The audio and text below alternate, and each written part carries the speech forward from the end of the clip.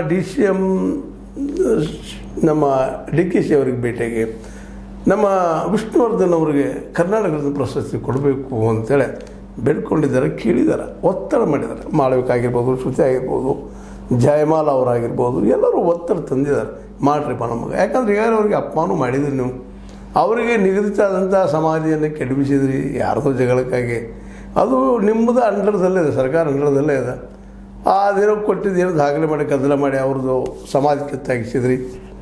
ಈಗ ಅದನ್ನು ಮಾಡುವಂಥದ್ದು ಮತ್ತು ಅದು ಸಮಾಜನ ಈ ಜನರ ನೆನಪಿಗಾಗಿ ಉಳಿಸಲುವಾಗಿ ಮಾಡೋದು ನಿಮ್ಮ ಕರ್ತವ್ಯ ಅಂತ ಈಗಾಗಲೇ ಸ್ಟ್ರೈಕ್ ಮೇಲೆ ಸ್ಟ್ರೈಕ್, ವಿರೋಧ ಎಲ್ಲರೂ ವ್ಯಕ್ತ ಆಗ್ತಾ ಇದ್ದಾವೆ. ಆದರೆ ಈ ಸಂದರ್ಭದಲ್ಲಿ ಅದಷ್ಟೇ ಅಲ್ಲ, ವಿಷ್ಣುವರ್ಧನರು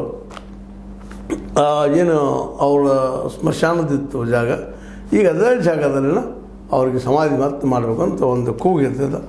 ಆ ಕೂಗಿಗೆ ಯಾವ ರೀತಿಯಾಗಿ ಸ್ಪಂದಿಸ್ತಿದ್ದ ಸರ್ಕಾರನ ನೋಡಬೇಕಾಗಿದೆ. ಆದರೆ ಈ ಒಂದು ನಮ್ಮ ವಿಷ್ಣುವರ್ಧನ್ ಸ್ಮಾರಕ ಮಾಡಬೇಕು ಅನ್ನೋದಾಗಿರ್ಬೋದು, ಅಥವಾ ಕರ್ನಾಟಕ ರತ್ನ ಘೋಷಣೆ ಮಾಡೋದು ಅನ್ನುವಂಥ ಒಂದು ಬೇಡಿಕೆ ಆಗಿರ್ಬೋದು, ಈಗಾಗಲೇ ರಾಜ್ಯ ಸರ್ಕಾರ ಹೊಂದಿರೋದ್ರಿಂದಾಗಿ ಅದಕ್ಕೆ DKC ಅವ್ರ ಸಹಿತ ಇಲ್ಲ ರೀ, ನಿಶ್ಚಿತವಾಗಿ ಮಾಡೋಣ, ಸೆಪ್ಟೆಂಬರ್ 17ಕ್ಕೆ ಏನು ಸಾಧ್ಯ ಮ್ಯಾಕ್ಸಿಮಮ್ ಮಾಡೋಣ ಅಂತ ಆಶ್ವಾಸನೆ ಕೊಟ್ಟಿದ್ದಾರೆ.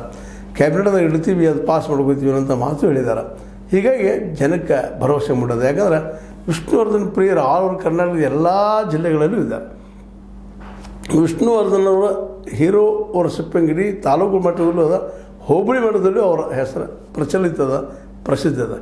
ಹೀಗಾಗಿ ವಿಷ್ಣುವರ್ಧನ್ ಅವ್ರ ಹೆಸರು ಜೊತೆಗೆ ಅವರ ಕೊಟ್ಟಂಥ ಜನರಿಗೆ ನಟನೆಯಲ್ಲಿ ಒಂದು ಸಮಾಜ ನಿರ್ಮಾಣ ಮಾಡುವಲ್ಲೇ, ಸಮಾಜನ ಕಟ್ಟುವಲ್ಲೇ, ಕೆಟ್ಟತನದಿಂದ ದೂರ ಸರಿಸುವಲ್ಲೇ ಅವರ ಚಿತ್ರವನ್ನೇ ಕಾರಣ.